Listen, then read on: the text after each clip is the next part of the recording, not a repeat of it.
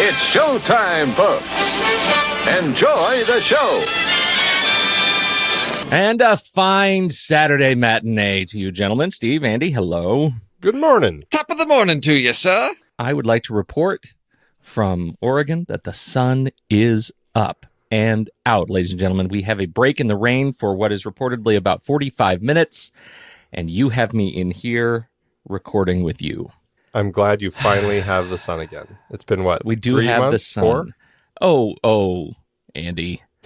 It's I mean, what is it now? It's April. I haven't seen the sun since about late September. So, and you haven't been outside because all the vampires have just been roaming around. The vampires.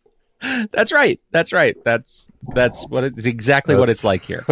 I've decided that since you clearly don't understand what it's like to live in Oregon, I'm going to perpetuate all of these kinds of things. That's right. These kinds of salacious weather rumors about living in Portland for you It's Arizonans. okay. Andy and I are, in the nice Valley of the Sun here. I'm, enjoying my desert landscape, watching bobcats eat rattlesnakes and, scorpions. And I'm vacuuming my yard. I'm not kidding. The most horrific thing that still comes up in my mind when I think of Arizona is Andy with a black light and a hammer out there killing scorpions in his backyard. That I tell that story all the time because it's constantly in my plagues, my waking and sleeping thoughts. Hey, it's better. It's better to find them there than in your kitchen. Crawling across the I floor. actually saw yeah. God, stop talking. Happens. I saw the trailer for the first Purge, the Purge prequel, and I thought the first thing I thought was, I'll bet it's black lights and hammers. I'll bet that's how it started. How's your movie lives? You guys having a good week? Yeah, I've finally have started my Oscar catch up, which has taken way too long, and I watched The Shape of Water and 3 Billboards Outside Ebbing, Missouri. So slowly but surely, I'm playing catch up. And I will say, of the 4 that I've seen now, which also includes Get Out and Dunkirk, I would still put Get Out as my pick of the 4 that I've watched. That's refreshing. I like that. Yeah. Okay. I can see that. Yeah. I saw your review of 3 Billboards, and I was gratified to see that you and I are right about in the same in the same place on it. Yeah, go ahead. It's such a strong protagonist that Frances McDormand plays. She just makes it harder to click with the film, I thought, and so I had a harder time connecting with any of the characters. But I mean, I still enjoyed the characters. I enjoyed what Martin McDonagh was doing with the film. It's just I just didn't fully connect with it. Well, because she's a character that doesn't change. That's the challenge with that movie. You've got a protagonist that doesn't change, and the character that does change that's where I still struggle with what he's trying to say with that movie.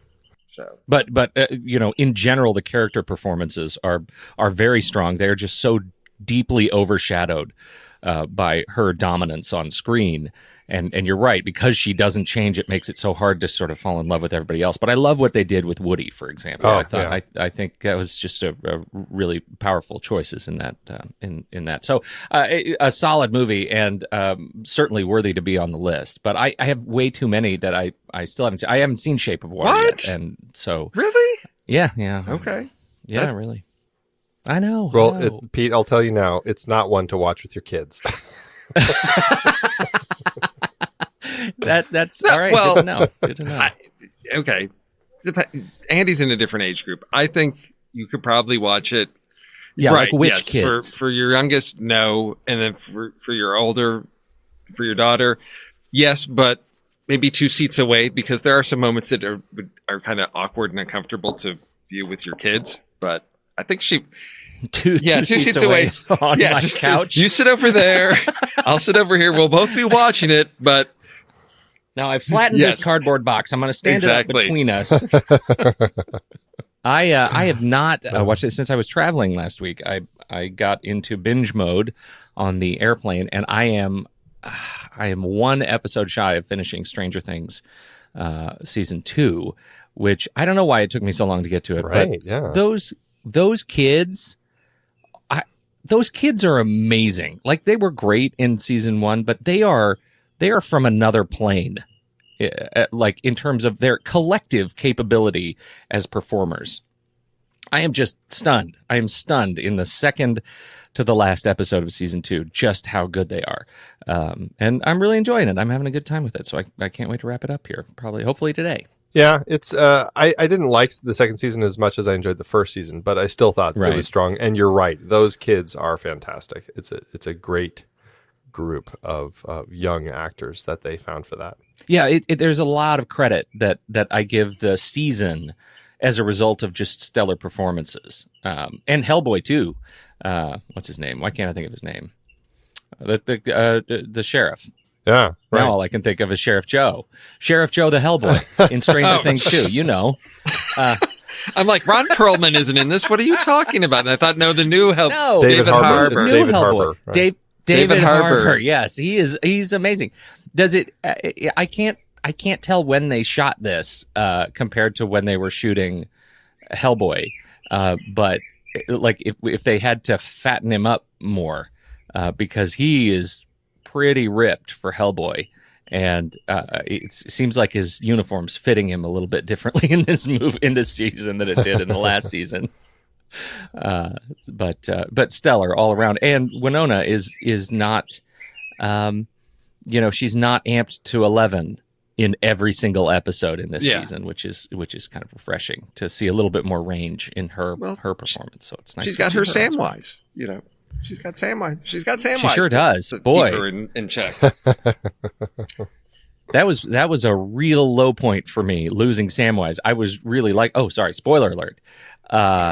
They just couldn't find him. I mean, they could not. He was lost, and maybe they find him in I don't know. The Eagles Moving came on. and took him away. Run away! Run away! It's been 6 months, Pete. I think you're okay with the spoilers. Is that the spoiler range? 6 months. Come on. You can spoil it Once now. something drops on, Let the cat out of the once bag. it drops on Netflix, Rosebud's the sled. You've got, come on, with binging and with Netflix drops a whole season at a time, you've got like maybe 4 days before stuff starts getting out. Yeah, that's true. Yeah. That's true. All right. So it's not my fault. Anyway, I was very sad about that. And at least he went out. He got lost as a hero. There you go. There we go. I'll put it that way. Yeah. So I saw Quiet Place. So yes, you guys need to go see that. I was really, really. Holy cow. Yeah. Everybody's going to see that because, man, is that thing raking it in at the box office. Yeah, it's not. When you guys, I think Pete, was that you that brought that trailer the first time to trailer pick Quiet Place? 'Cause one of you two did.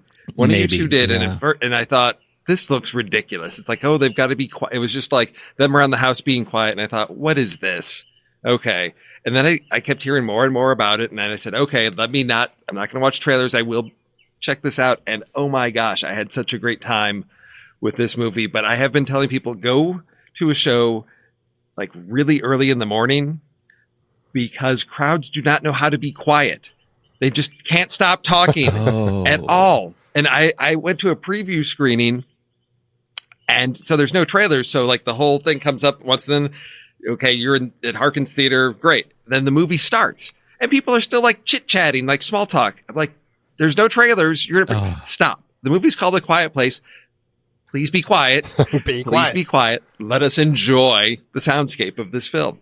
So I've been recommending to people, do not go like afternoon, evening, prime time, because you're going to have rowdy people. They're going to ruin it for you. Go to an early show where it's either people that know how to be quiet or it's empty, because it is a really powerful experience. And I thoroughly enjoyed having the jump scares get me, even though I know I saw them coming, and just the intensity that continues to ratchet itself up. It's just very well done. Hats off to the.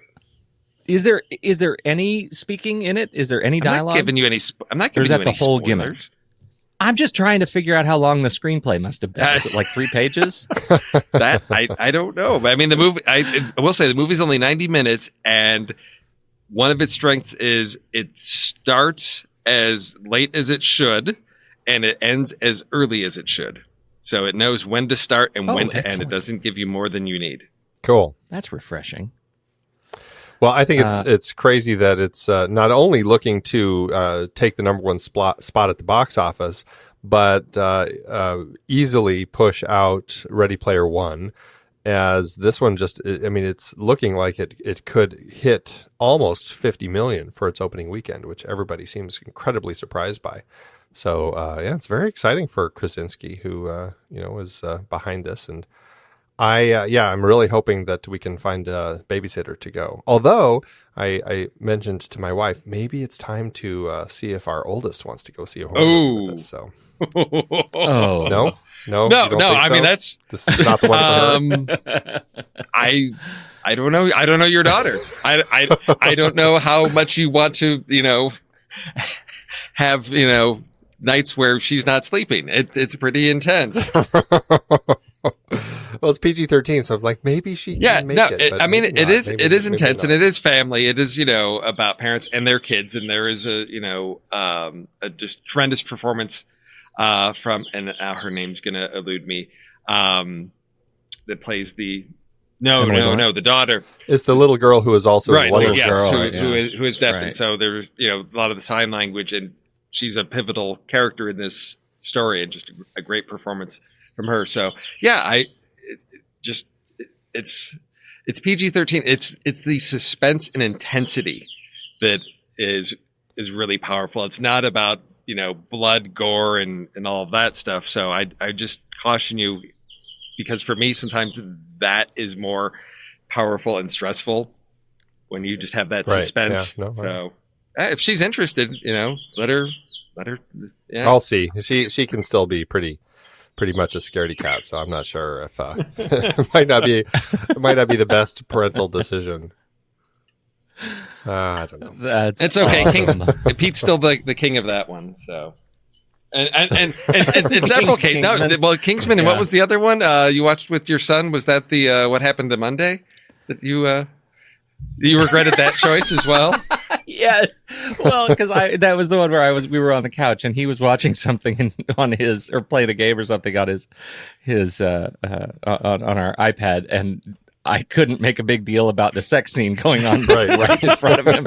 Yeah, that was What Happened to Monday. Yeah. No, I'm a fantastic parent. So. Well, nothing will ever beat the woman who brought her like 4 kids, from like 4 to 16, and sat next to me during Don't Breathe. That for me was like the worst example of parenting. Hey, unrelated to movies, but related to senses. How about that for a segue? Have either of you guys read the book Bird Box? Haven't even heard of that one. Doesn't ring a bell.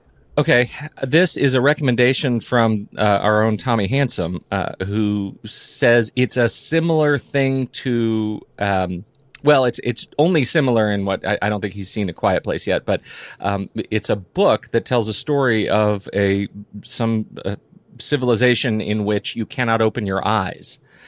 So the entire thing is a story of this journey that these people have to take without being able to open their eyes at all. Because if they open their eyes, they see something that makes them crazy lunatics, and they go crazy and start killing everybody.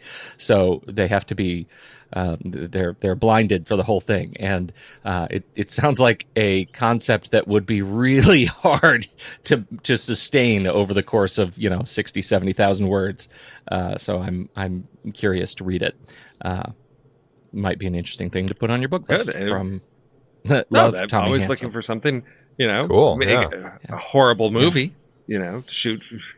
We said the exact same thing. What a terrible idea for a movie, but a great idea for a podcast.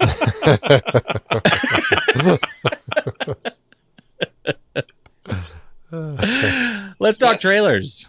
Let's do it. Who wants to go first? Well, I lost my rights to the Red Band rule when I bailed on my Red Band trailer. Oh, yes, that's true. I think we should give it to Steve.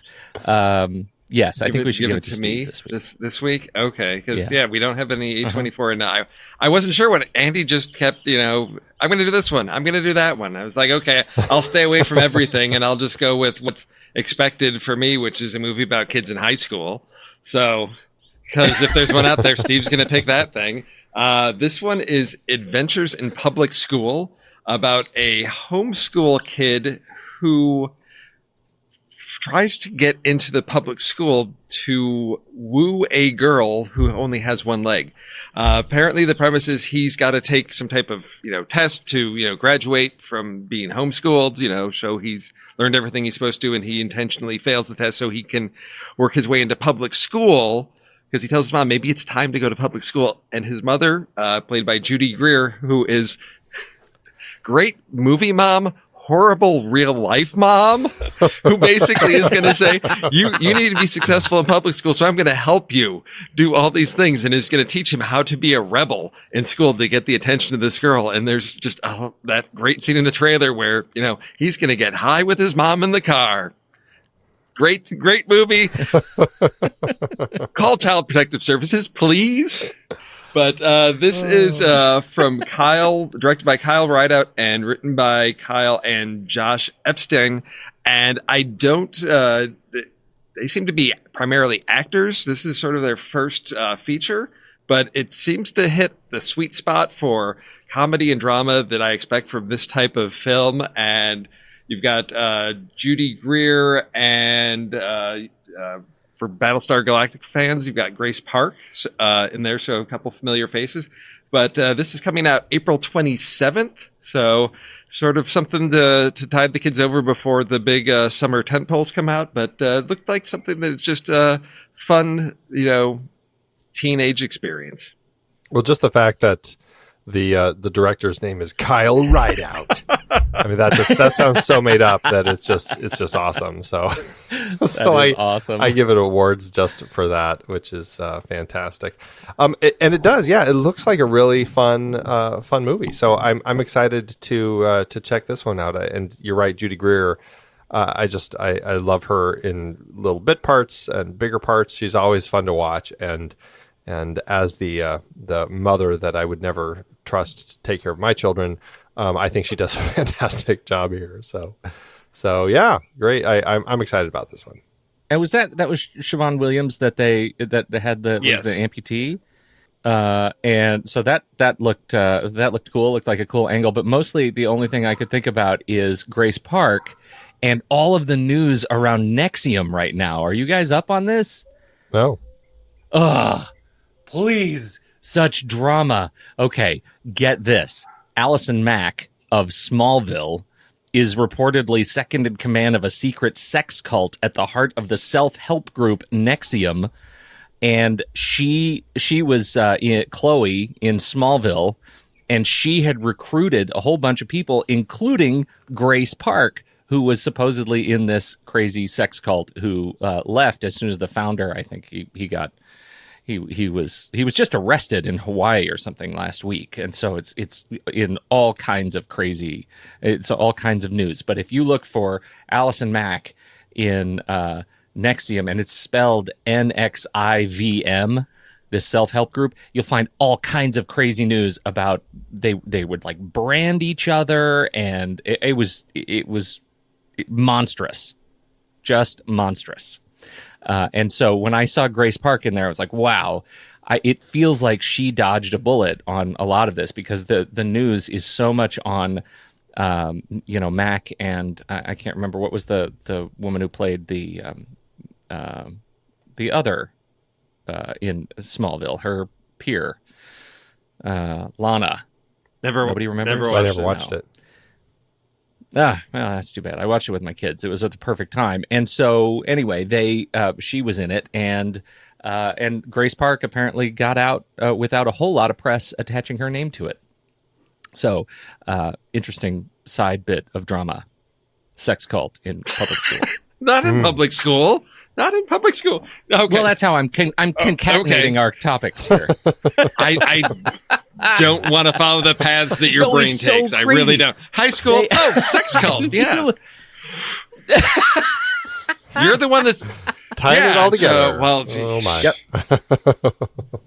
I know, totally not movie, but it's a rabbit hole because it's all these famous I had people. heard about the Nexium, weird sex cult recruiting thing going on, and it had come across my radar. I don't know how, sometime last year, and it was just one of these weird things. And I thought, okay, this is either somebody spinning something oddly to try to get attention, or what's going on. But now, yeah, seeing that it has sort of like blown up, there have been arrests, and there's all kinds of strange things going on. I may have to spend a little afternoon going down that rabbit hole with you, Pete, because it's odd. Well, and now there's a big question about Kristen Kroik. Kristen Kroik was the other big name, but there's now a question that Grace Park may have left Hawaii Five-0 because of Nexium. Yeah, so I don't know. I don't actually watch Hawaii Five-0, so there you go. Well, tying it all together. Yeah. I think it's interesting that Kyle Rideout, his other film that he directed is called Edward, which is Eadweard, Edward, which is a biopic. It's a psychological drama centered around world-famous turn-of-the-century British photographer Edward Muybridge, who photographed nude and deformed subjects, became the godfather of cinema, murdered his wife's lover, and was the last British American to receive the justifiable homicide verdict. That's grim. Yeah. I want to see that now, though. The only thing I know about him is the pictures of the horses. You know, the cinema. Okay. Right, yeah. Cinema. Right. The feet don't touch the ground. It was a weak way to circle us back, but there you go. No, but I'm glad you did. You reined us in, so to speak. All right, can't wait to see where his trailer takes us. Trailer. Just Do you know what? I tried this week. I tried to clear my palate after Lady Vengeance, but I couldn't. I needed to find another movie in which adults were shooting at children and trying to kill children. And I found it, people. It did not take me very long. It's called The Darkest Minds, from director Jennifer Hugh Nelson, written by Chad Hodge and Alexandra Bracken, who wrote the novel.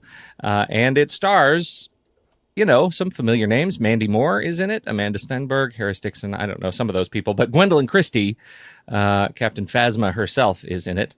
Wallace Langham.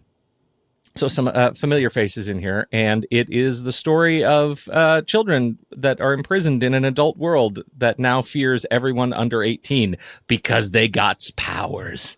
And, you give powers to kids and set them loose in the world, and as a metaphor for puberty and change and hormones, and then they get to destroy stuff. I'm all in. That checks a lot of boxes for me, and so they're really touting, from the producers of Stranger Things and Arrival. I don't know how much how specific credit we should give to that, but it looked like a fairly typical adventure romp of this period that we are in, that I am hopeful does something new that was not, outlined specifically in the trailer. So I got my fingers crossed on this one. Did it entertain either of you? It makes me wonder if they would have been better served to say, from the director of Kung Fu Panda 2 and 3. Possibly they would. Astute note. I do feel that Jennifer Hugh Nelson, who is helming this, this is kind of her turn to go from the world of animation, which she has largely lived in for quite a long time. I think it's interesting to give her the chance to kind of helm her own feature. And from what I see here, it looks really interesting. And she's been involved in a lot of films before. In fact, like stuff like Dark City.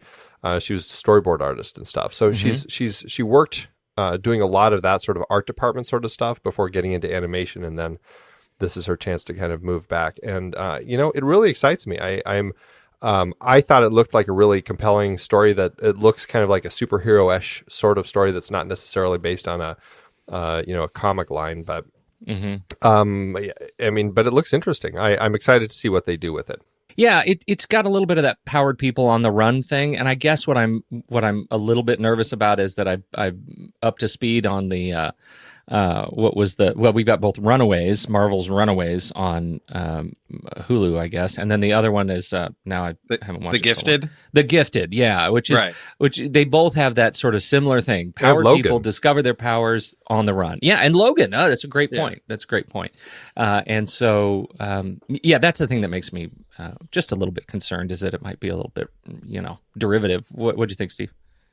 Yeah, no, the trailer looks really exciting. Yeah, it's story that I've seen before, and it immediately made me think of Runaways and The Gifted, as well as sort of the powered up teens. But there's something, the trailer's really cut well, so it did get my attention and looks compelling. It's based on a novel, so I thought, okay, they've got at least something to keep it rooted in, story-wise, to keep it from perhaps going off the rails, although you can adapt anything and do whatever you want with it. But yeah, it's how many more of these can we do? Are we getting to saturation point? What is it going to do that's fresh and exciting? I may not be a movie I love, but it's one that I think, hey, I'll probably take my kids to, and we'll have a good time. Light summer, fare, and having them, see that they are the voice of the rebellion that is going to take over the world. So there's always another because that's rebellion. what's going on there. Because you got kids rising. I mean, it's really interesting. You think about what's going on today with you've got teens, trying to voice and assert themselves, and an older generation trying to dismantle that. So it really ties into things like this. And then I think about your daughter and her little adventure camp and how they are, well prepared to do exactly what we see in this trailer is wreak havoc on the grown-up world. So. Gutting the enemy. Noted. Exactly. She comes home just covered in mud. She's been hanging out in a cliffside waiting for prey. What is interesting to me, actually, I love that Amandla Stenberg is in this. She's actually playing the lead Star Carter in the adaptation of The Hate You Give coming up, which is in post right now. But if you haven't read that book, I have not finished the book, but I have it on my Kindle, and I've read the first couple of chapters, and it's one of those that feels like an important story to read. So that'll be an interesting thing for her too. She seems like a quite a capable young actor. So that's it. That's me. Darkest Minds. Excellent. Andy? Well, my trailer has been a long time coming. I had a different movie picked, but then when I saw this, I knew I had to talk about it. This is the trailer for the incredibly long-awaited film that Terry Gilliam has trying to get off the ground since the 90s, The Man Who Killed Don Quixote. This film is notoriously one of the films that never got made. And if you ever want to see just the struggles that it's taken just to get this far, check out the fantastic behind-the-scenes documentary that was made last time he really got into production on it, which was Lost in La Mancha. Fantastic documentary chronicling. It was supposed to be a behind-the-scenes making of, but the movie completely fell apart and died in the late 90s, and the film Lost in La Mancha ended up just being kind of a lesson in how a film couldn't completely fall apart and never turn into anything. As the lead actor got ill, and they had floods wash away all the gear, and they had what else? They had they were filming on some place that had like an Air Force flying over all the time, so they couldn't have any sound. Just constant issues. And that was the first time he tried to make this. Terry Gilliam has tried to make this film, I think, 8 times over the last 20 years. And the funding has just never quite gone through. And then finally, somehow magically, last year, he surprised everybody when he said, "Oh, production's already begun." And it really kind of threw everybody for a loop that, he finally is doing it and is making it. And I think he just didn't want to tell people because probably everybody thought it was not going to happen again. And here we are with this version of it that now stars Jonathan Pryce as Don Quixote. Adam Driver plays this current day marketing exec, Toby Grissoni, who is kind of goes back in time and becomes, I guess, kind of the Sancho Panza for Quixote, and kind of goes on adventures with him. The trailer has all of the just fantastic magic and world building that Terry Gilliam is so well known for.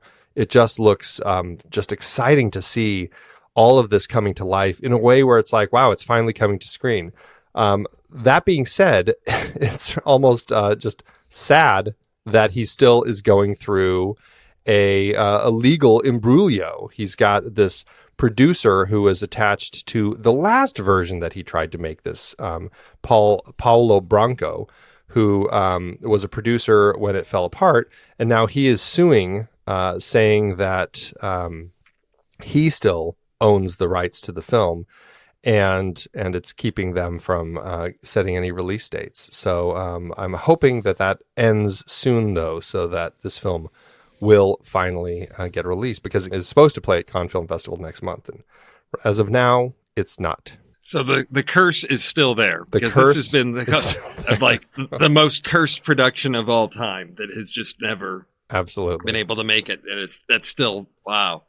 Yeah, because I was excited to see that he was getting it going. He had a cast. And he was rolling into production, and then I saw the trailer came out, and I thought, okay, I did not know about these legal issues now with this that could cause even more obstacles for it, even after he's completed it. That there still are challenges. That's just, I can't imagine how frustrating.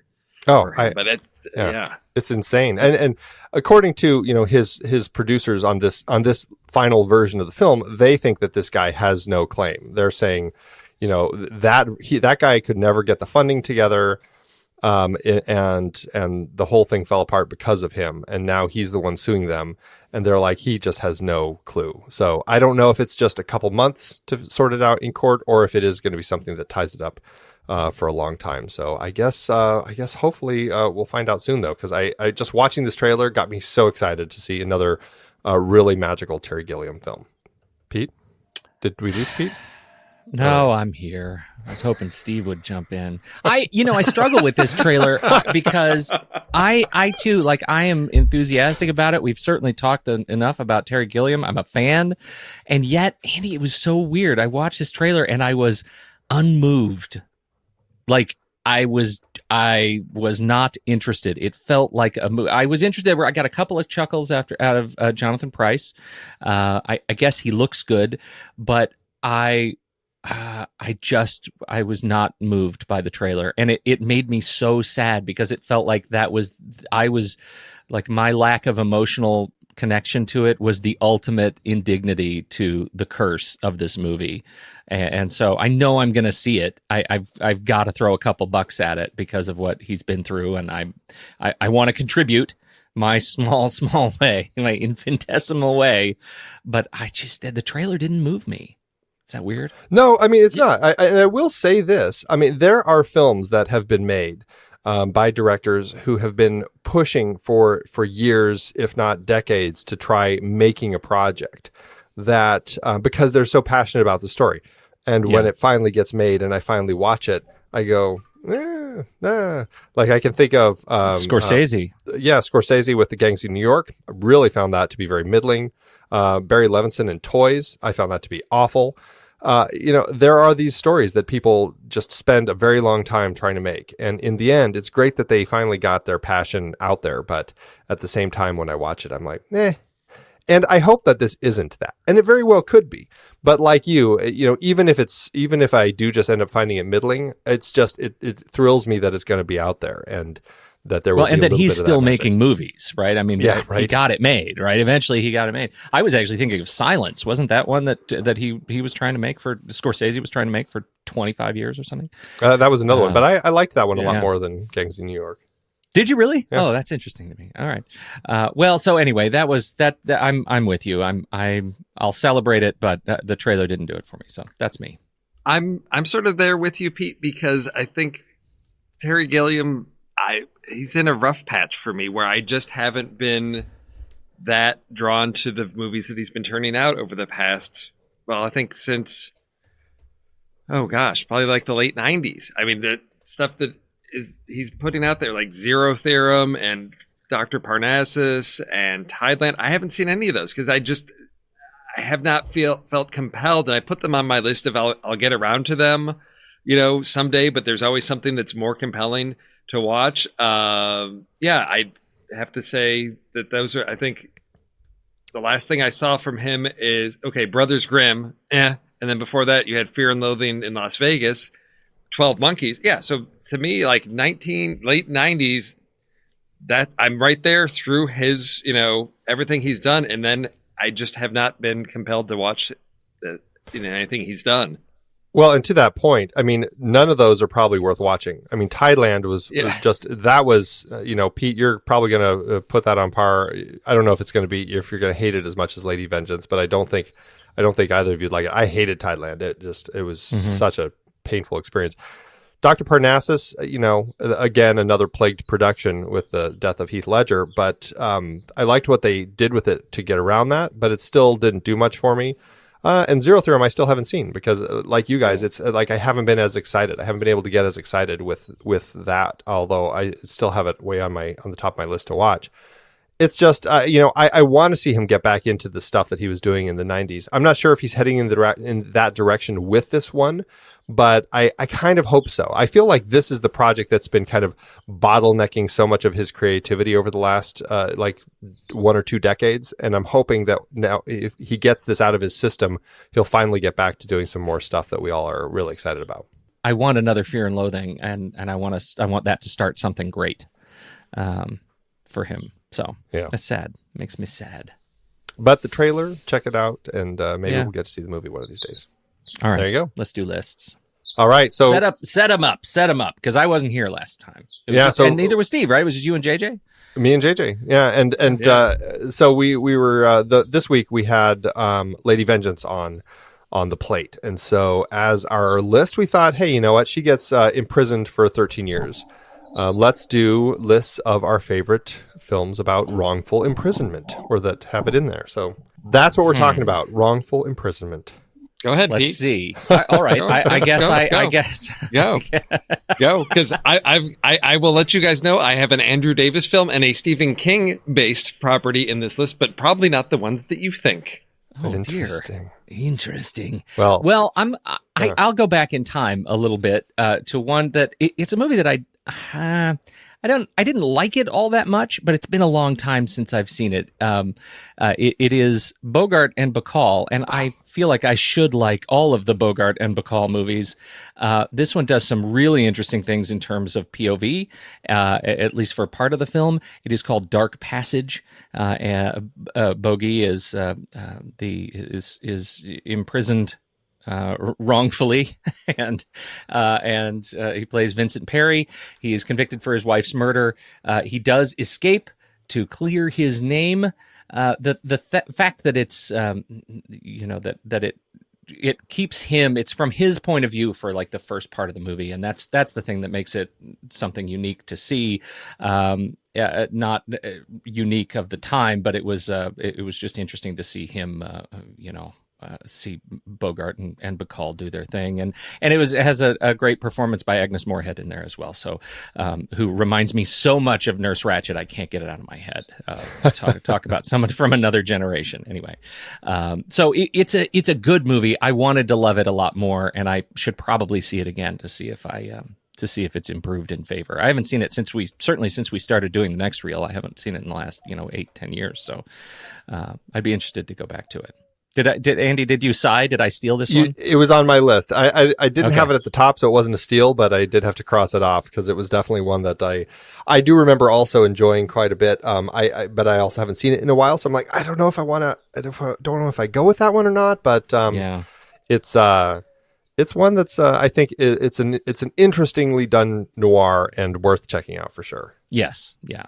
Okay, that's me. So who's next? I'll go next. Without even realizing it, after what Steve just said, I looked at my list and I realized, holy cow, I could do a Stephen King trio. I have 3 Stephen King movies on here.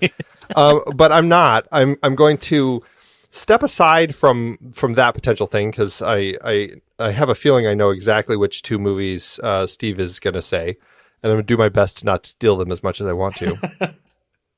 I'm going with a film that I haven't seen probably since it was in the movie theater back in 1989. And I honestly have no idea if it's really a good movie or not. And we never said they had to be good movies. It's just I would be very curious to actually step back and watch this one. But I was thinking about wrongful imprisonment movies, and I'm like, I can't say for sure that this was the first wrongful imprisonment movie that I ever saw, but I feel like this might have been the first like grown-up adult kind of adult or a wrongful imprisonment movie that my dad actually took me to in a movie theater. So I'm going to go with it. And I don't know, I really don't know anything to say about this movie other than reading the IMDb description because I don't remember it. Other than at the time that I watched it, I remember it really hit me, and I was like, "Oh my gosh, the cops can do things like that to people!" Like it was one of those movies. Why do I have a feeling your dad took you to some weird like women in prison movie that just you've blocked from your memory because it was so traumatic? It's not quite like that. No, this is okay. This is, and I'm excited to actually revisit this one because Peter Yates directed it, who I like quite a bit. You know, Bullet. Okay. Breaking Away I didn't really care for, but The Hot Rock. I mean, he's done some films that I think are absolutely fantastic. And this is Tom Selleck in An Innocent Man.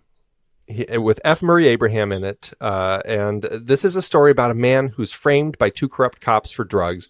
And when he gets out of prison, he comes after them. And honestly, I just really don't remember anything more about the movie. But Peter Yates directed it. It's got to have something going for it. And it stuck with me. I don't know why this movie has stuck with me all these years, just remembering the trauma that Tom Selleck goes through and everything. So I might just, after putting this list together, I feel like I might have to go revisit this movie now.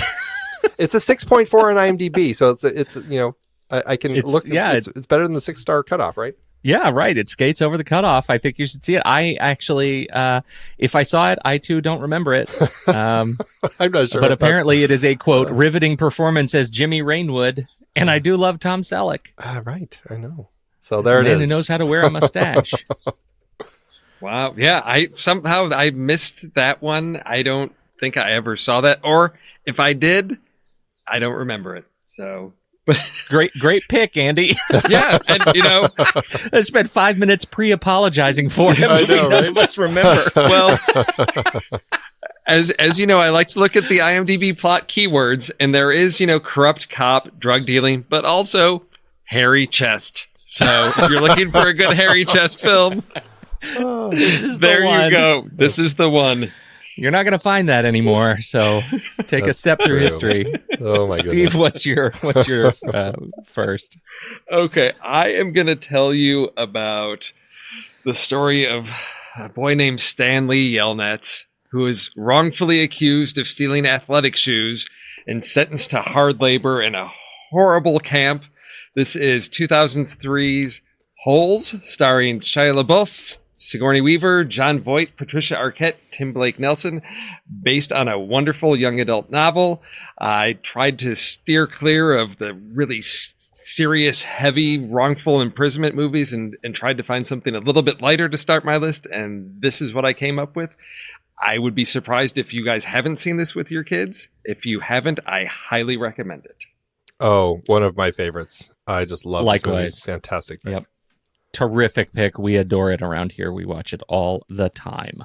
And it gives me the chance to bring up the Shia LaBeouf live that Rob Cantor does again, because everybody needs to check that out. Oh my gosh. Yes. Oh, we need to include that in the show notes because that is just a wonderful, wonderful thing. It's one of the best things ever. I'm not sure I know what you're talking about. It's where all the people come out on stage. They're all wearing Shia LaBeouf heads and... Oh, yeah. He's following you. He's lurking in the bushes. Shia LaBeouf. Yeah. Okay, we'll track that down too. I just sent it to you. Oh, good. All right. Okay, so my next pick. Again, trying to recover from our movie of this week, I went with one classic, Dark Passage, and two totally predictable, absolutely, I don't feel guilty at all for loving these movies. And the first one that I'm choosing is The Running Man.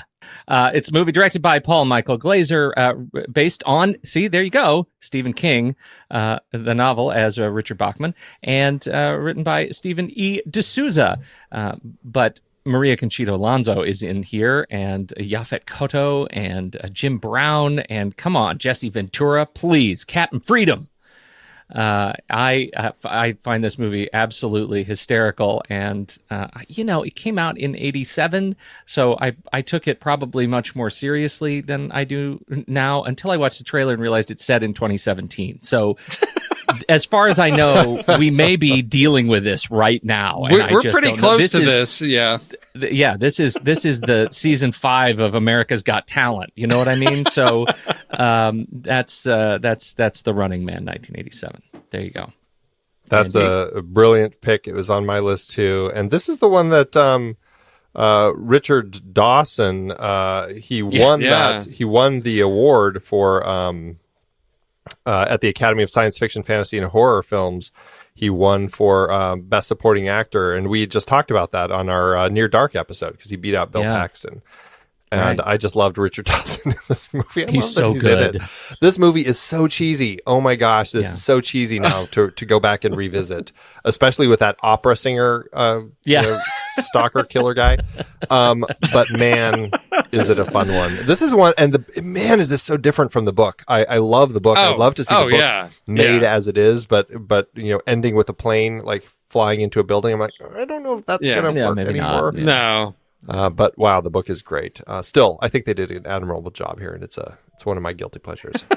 It's one where you look at that and you watch it again, and I guess in the 80s, I don't know, because there's still so much practical effects, and you look at stuff now and go, did they make everything out of cardboard? I mean, it's just you thought, wait, I saw this on the big screen. How did I not realize they were like, it's so cheap looking, but I guess the spectacle and just thrill of everything just overrode that for me as a teenager. But it's one that I remember. Yes, it's cheesy. It's the 80s. But it's just ridiculous fun. So yeah, great, wrongfully accused man.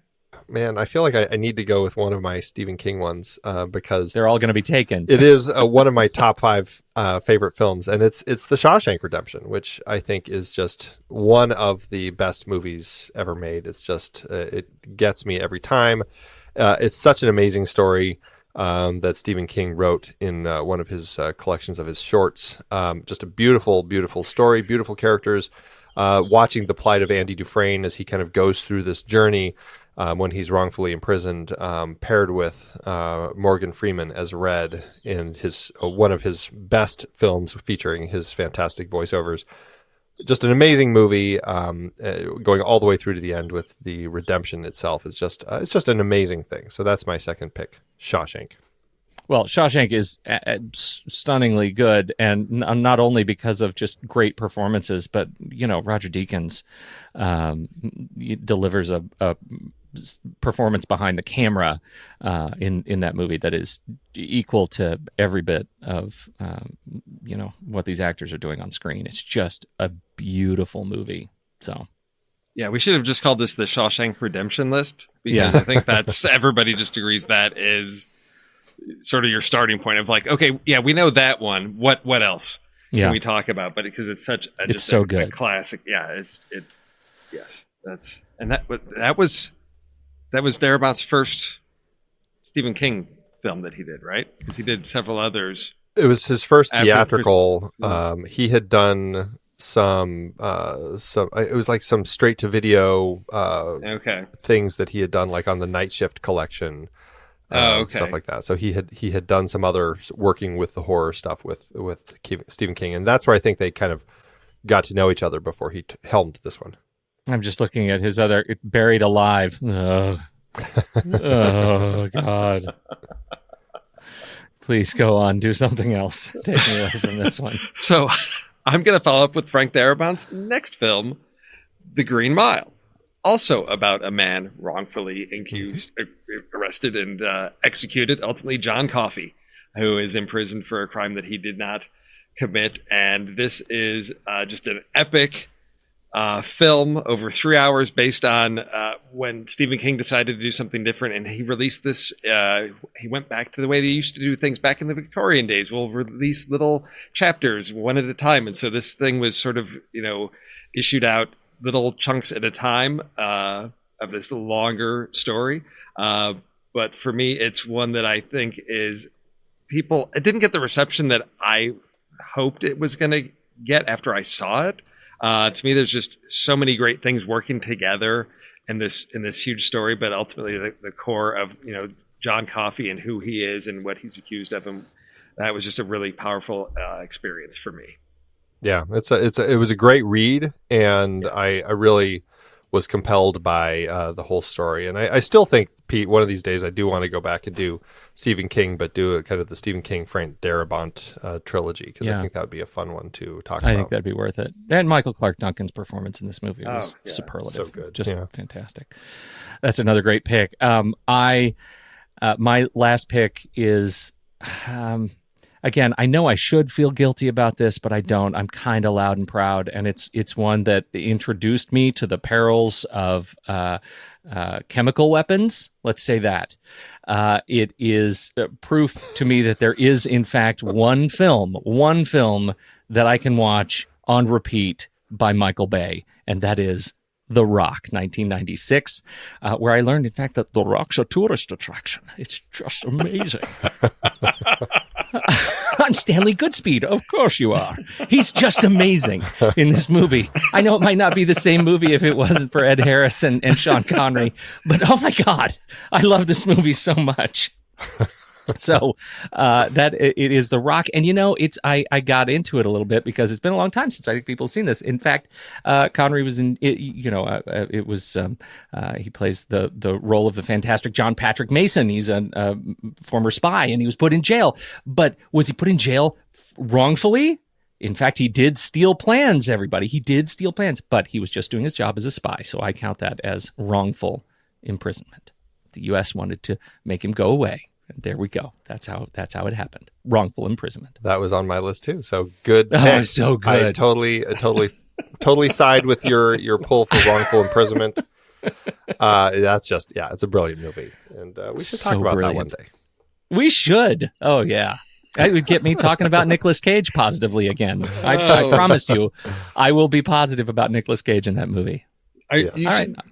You should just do like a mid to late 90s Nicolas Cage series. Because we'd get Con Air and this. There's plenty of things that you could put in there. Do Leaving Las Vegas. That would really cheer everyone up. There's so much. Perfect. Yeah. I mean, I think you've got Con Air, you got Face Off, you got Snake Eyes, you got all kinds of good stuff in there. So wow, yeah, he's a busy guy. Probably too busy. Maybe a little less busy. Be okay. Well, if you don't stop, you don't have to look back in the past and reflect on what you've done. I was just going to say, he's always in this project. Don't have time to think about the 4 prior ones. I'm in this right now. Right, exactly. Yeah. But here's the thing: if we can't do Vampire's Kiss, I don't want to talk about there it. There you go. We got to throw that in. Right, Peter Wright.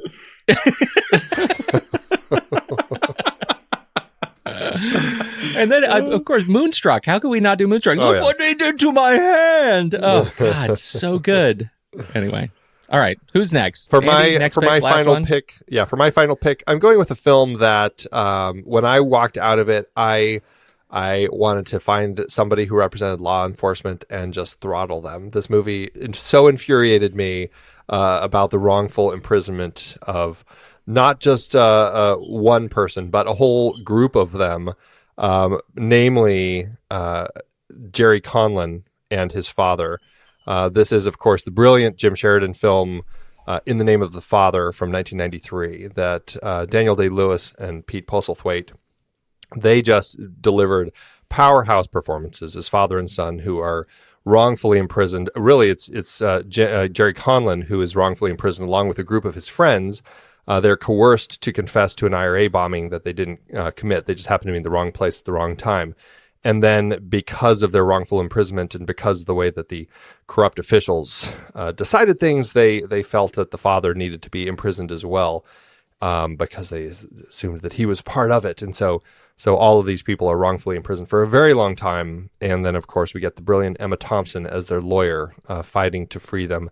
And really only through happenstance and accidentally being given files that she wasn't meant to be given, finding all the evidence to free them after 15 years. It is a powerhouse of a story, just beautifully told, beautiful performances, just so incredible. It is Jim Sheridan's film In the Name of the Father. I've never seen it. Oh my, you Pete!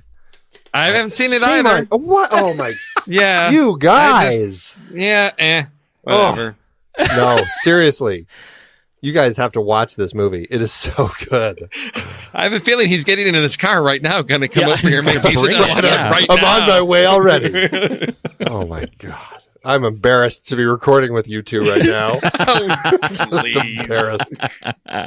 I don't know what to say. It's on the list. Let's say it's been on the list This was since, like, this was like whenever. one of the Oscar contenders that year. How could you have both missed it?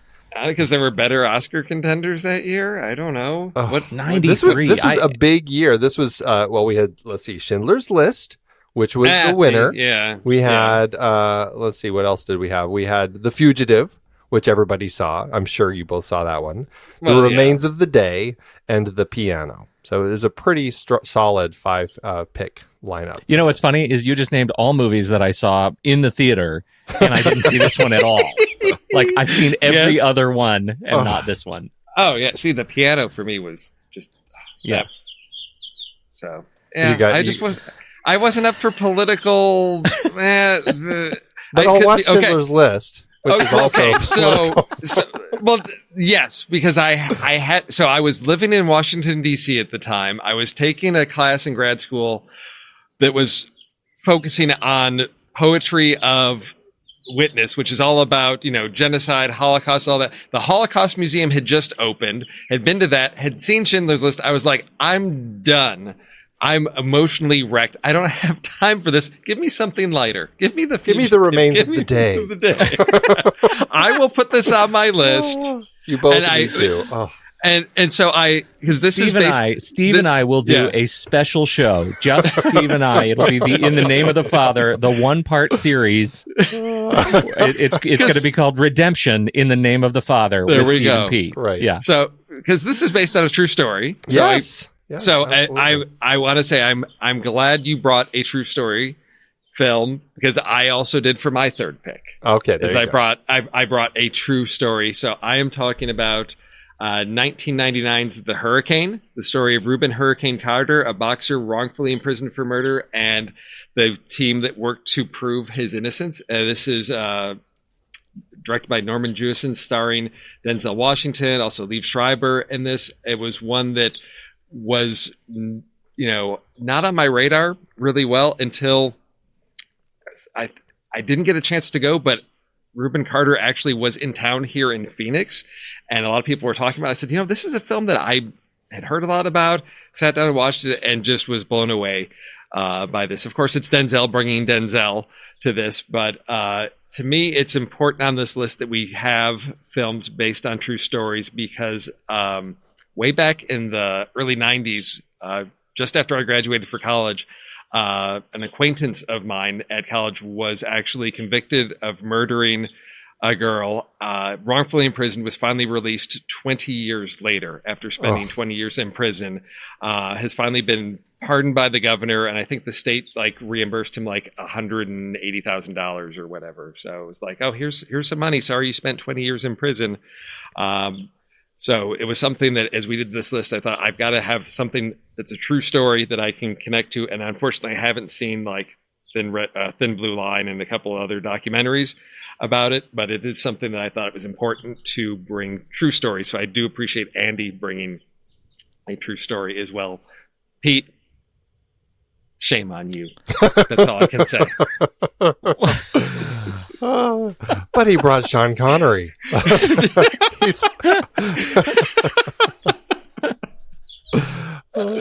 I remember enjoying The Hurricane quite a bit. It didn't hit me quite as emotionally as much as I would have liked it to, but I still cannot get over. I mean, really, Denzel Washington in a role like that. I mean, he was born to do that, and he did. He again, just like Daniel Day-Lewis, which you'll both acknowledge when you see In the Name of the Father this weekend. Wow. I'm amping up your. I think your show is you're going to be recording that Tuesday night, right? No, but honestly, yeah. I mean, Denzel is he is a powerhouse in that film, so it is definitely worth checking out. And I think you're right. There are so many examples, and that's I think what's interesting about just these wrongful imprisonment movies is this is something that happens, and it's a tragedy that so many people end up spending so much time in prison for things they didn't commit. I haven't seen this one either. So, All right, we're doing a wrongful imprisonment series now. As long as The Rock's on the list, I'm okay. I'll watch anything you want. Oh man, that's too funny. Okay, We'll, all right. we'll even throw Con Air in there for you, Pete. Okay. I stand in shame. But what are we going to do for our list this week? Well, let's see. East of Eden isn't that based on a play or a novel? I mean, Steinbeck. Novel. a Steinbeck novel. yeah. Oh, that's probably too broad. Yeah. Yeah. It's definitely it's essentially a Cain and Abel story. We could do something about, brother versus brother. Oh. We could do, movies with Burl Ives.